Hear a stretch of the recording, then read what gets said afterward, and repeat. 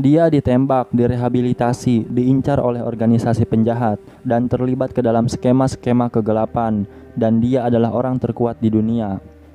Semuanya diawali ketika seorang pria berambut putih sedang mencoba untuk merusak salah satu pesawat. Namun karena kekuatannya tidak keluar, maka dia pun kembali ke rumah sakit. Dan di sana dia ditegur oleh seorang gadis kecil. Gadis kecil itu bernama Misaka. Dia memaksanya untuk ikut merayakan hari penting. Dan dia sama sekali tidak memperdulikannya, kemudian meninggalkannya begitu saja. Ketika dirinya dirawat, dia diberitahu oleh dokter bahwa peluru yang bersarang di kepalanya menyebabkan kerusakan otak dan kehilangan kemampuan motoriknya. Si dokter itu kemudian menanyakan nama dan latar belakangnya. Dan dia pun menjawab bahwa dia memiliki nama akselerator, yaitu salah satu esper tingkat 5 yang menjadi peringkat nomor 1 di kota akademi. Mulai sekarang, mari kita panggil dia Axel.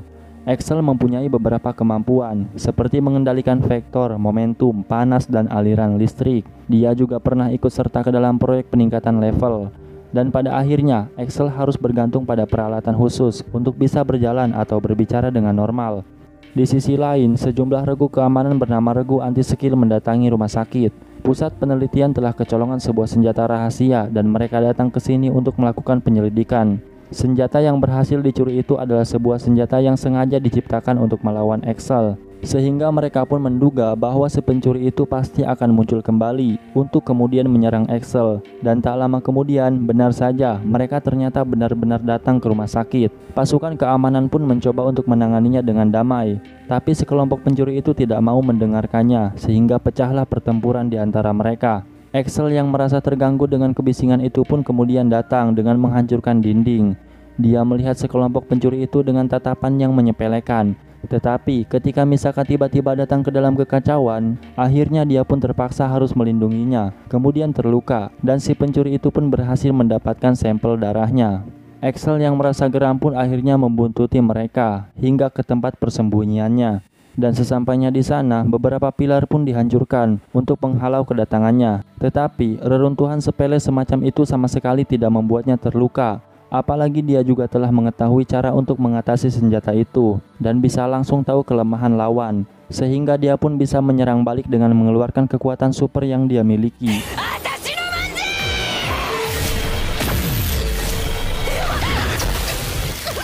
Mereka berhasil diatasi dan dia pun kembali ke rumah sakit. Di sisi lain, ada seorang perempuan yang gagal dalam percobaan bunuh diri dan dia adalah seorang penjahat berkekuatan super. Sekelompok orang yang menemukannya masih hidup pun kemudian memanfaatkannya dengan cara membunuhnya. Lalu tubuhnya dijadikan sebagai senjata khusus untuk melawan esper lain. Dan pada suatu malam, ada seorang perempuan yang menerobos rumah sakit. Dia membawa sebuah foto yang terlihat seperti foto Misaka. Pasukan keamanan pun mengejarnya dan berhasil menangkapnya di kamar Axel. Axel yang melihatnya kemudian tersadar bahwa mereka ternyata bukan berasal dari regu anti-skill. Mereka adalah petugas keamanan palsu yang berani melakukan apapun demi mencapai tujuannya. Axel kemudian mendatangi mereka dan mereka langsung menyerangnya. Namun semua serangan yang mereka luncurkan itu sama sekali tidak mempan terhadapnya. Selain itu, Axel juga berhasil menghancurkan senjata terkuat yang mereka miliki. Axel kemudian menceritakan situasinya ketika sekumpulan pasukan keamanan yang asli datang ke hadapannya. Dan pihak polisi menemukan mayat perempuan di dalam senjata tersebut. Ketika dalam penggeledahan, mayat itu diduga sudah mati sekitar 2 hari yang lalu dengan tubuh yang masih segar, seperti nampak masih hidup. Polisi kemudian melakukan pengecekan dan diketahui perempuan itu bernama Hito Kawahasami, yang diduga melakukan percobaan bunuh diri beberapa waktu lalu dan dikonfirmasi meninggal dalam perjalanan. Diketahui juga bahwa dia adalah esper level 2. Dan fakta itu sempat membuat mereka bingung. Kenapa esper level 2 memiliki kekuatan yang setara dengan level 4, katanya. Axel menduga bahwa mereka mungkin tidak hanya memanfaatkannya, tetapi juga meningkatkan kekuatannya. Setelah itu dia pun pergi ke rumah sakit dan menyerahkan sisanya ke pihak yang berwajib. Di dalam kamarnya ternyata sudah ada perempuan yang sebelumnya ditangkap oleh mereka. Perempuan tersebut bernama Estelle. Dia datang ke sini bermaksud untuk meminta bantuannya. Pada awalnya Axel tidak peduli dengan permintaannya, tetapi setelah mendengar latar belakangnya, akhirnya dia pun tertarik dan bersedia membantunya. Mereka berdua kemudian pergi menuju markas DE dan sesampainya di sana, mereka menemukan sebuah robot yang sepertinya berisikan tubuh esper. Robot tersebut diduga memiliki kekuatan super yang setara dengan Esper tingkat 5, dan sepertinya si pengendali robot itu tidak ingin melawannya, sehingga dia pun kabur meninggalkan Axel sendirian. Di sana Misaki yang merasa cemburu karena Axel membawa wanita lain pun malah melemparkan kotak makanan yang seharusnya mereka makan ke wajahnya. Alhasil mereka pun harus pergi ke restoran untuk mengisi perut mereka. Estelle nampak riang sekali ketika melihat banyak makanan di atas mejanya yang belum pernah dia coba sebelumnya. Beberapa saat setelahnya, Axel pergi ke suatu tempat untuk mencari informasi yang berhubungan dengan keberadaan DE. Dia meminta bantuan kepada seseorang untuk menyelidiki semua hal yang berhubungan dengan pasukan keamanan palsu. Di sisi lain, si dokter yang melakukan pemeriksaan terhadap gadis bernama Hitokawa Hasami pun melaporkan bahwa dia tidak bisa menemukan apapun. Tetapi di dalam mulutnya, dia menemukan sebuah benda yang entah apa maknanya. Benda itu adalah jimat spiritual, kata Estelle. Mendengar hal itu, mereka pun akhirnya memasuki kamar mayat untuk menyelidiki lebih lanjut. Di sana Esther juga berkata bahwa keluarganya dapat menciptakan suatu teknik khusus yang bisa menanamkan jiwa kepada orang mati. Estelle mengaku menyesal karena telah mengajarkan teknik itu secara sembarangan, sehingga menyebabkan masalah besar di sana-sini. Dia pun kemudian menggunakan kemampuannya untuk mendapatkan informasi dari mayat gadis itu, dan mencoba untuk membangkitkannya kembali dengan menyesuaikan roh palsu yang telah dia siapkan kepadanya. Pada saat itu Axel tidak sengaja menyentuhnya, sehingga dia pun bisa melihat ingatan yang dialami oleh gadis tersebut, dan dia juga dapat mengetahui alasan kenapa dirinya bunuh diri dan kejadian apa yang menimpanya setelah dirinya jatuh ke sungai.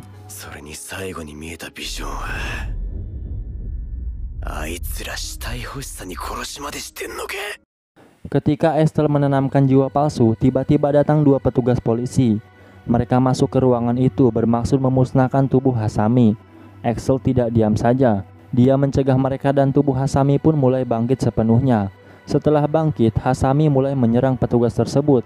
Dengan dibantu oleh Axel, mereka berhasil membuat para petugas itu terbirit-birit ketakutan. Tetapi pada insiden ini, luka yang bersemayam di dalam kepala Axel tiba-tiba terbuka kembali dan menyebabkan tak sadarkan diri. Hasami yang bisa saja mengejar petugas yang kabur itu ditahan oleh Estelle. Axel lebih berharga dari mereka, katanya. Di luar rumah sakit, salah satu klon Misaka ternyata sedang mencoba menghentikannya. Tetapi sayangnya, usahanya itu tidak membuahkan hasil dan dia malah ditangkap sebagai sandera. Polisi kemudian melakukan penyelidikan dan menemukan fakta bahwa dalang dibalik semua ini adalah organisasi DE. Axel kemudian dicecoki banyak informasi tentang DE. Ketika dirinya bangun, mereka menyamar sebagai regu anti-skill dan merupakan sebuah organisasi rahasia yang cukup berbahaya. Banyak anggota-anggota mereka yang menyusup ke regu anti-skill. Mereka mengorek informasi dan mencuri teknologi, sehingga organisasi mereka semakin tumbuh setiap harinya. Banyak juga mantan regu anti-skill yang bergabung dengan mereka. Apalagi mereka adalah orang-orang yang bermasalah.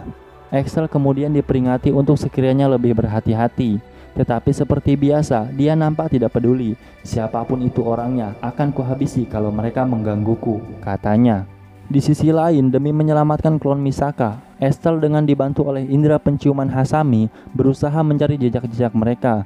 Sedangkan organisasi DE sendiri telah memutuskan akan melawan pemerintah dan nampak sangat tertarik dengan klon Misaka ketika dia tak sengaja melihatnya di dalam data.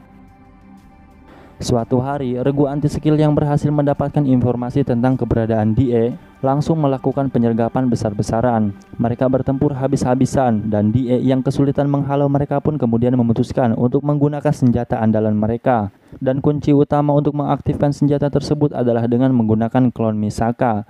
Pihak DE kemudian mengantarkan klon Misaka ke tempat penelitian dengan memancingnya menggunakan robot khusus. Mereka membuatnya sibuk dan melarikan diri dari kejaran mata mereka. Tetapi kemudian pergerakan mereka pun berhasil diketahui. Sekelompok esper yang ditanam ke dalam organisasi itu pun kemudian ikut menghentikannya. Mereka adalah sekelompok esper yang ditanam oleh sponsor utama DE dengan misi untuk memusnahkan dari dalam. Kelakuan organisasi yang dianggapnya sudah di luar batas nampaknya membuat si petinggi itu murka dan ingin menghancurkannya. Kekuatan sekelompok esper itu bukan main-main. Mereka berhasil memukul mundur pasukan DE dan berhasil menumbangkan sebagian besar pasukan musuh, sehingga semua rencana yang selama ini mereka usung pun berhasil digagalkan. Estelle berhasil menyelamatkan klon Misaka yang hampir jatuh dari ketinggian. Dan sekelompok Esper yang berhasil mengalahkan sebagian musuh itu pun mengajaknya bertarung. Mereka nampaknya tidak berniat untuk bekerja sama dengan pasukan keamanan, sehingga Estelle dan anggota anti-skill lainnya pun harus menghadapinya. Di rumah sakit, Axel yang sudah merenungi dan sudah menyadari situasi yang saat ini sedang terjadi pun kemudian memutuskan untuk pergi ke lokasi kejadian. Nampaknya dia berniat untuk menyusul mereka. Regu anti-skill bertarung dengan keempat gadis Esper dari organisasi kegelapan itu dengan mudah mengalahkannya. Mereka sulit ditebak dan memiliki kepribadian yang buruk. Bagaimana tidak, mereka berdebat dan malah berlomba-lomba siapa yang lebih dulu dibunuh. Pada awalnya, Hasami dapat mengimbangi mereka, tetapi tubuhnya yang rentan tidak sanggup untuk menahan serangan musuh. Estelle kemudian membantunya. Dia menggunakan teknik perlindungan untuk mementalkan setiap serangan. Dan pihak musuh pun tidak bodoh. Mereka membalasnya dengan serangan Estelle, dan Hasami pun mau tak mau harus melindunginya. Dan di detik-detik krusial itu, tiba-tiba Axel datang. Dan dengan hanya sedikit gerakan, dia berhasil menghempaskan sejumlah musuh yang ada di depannya.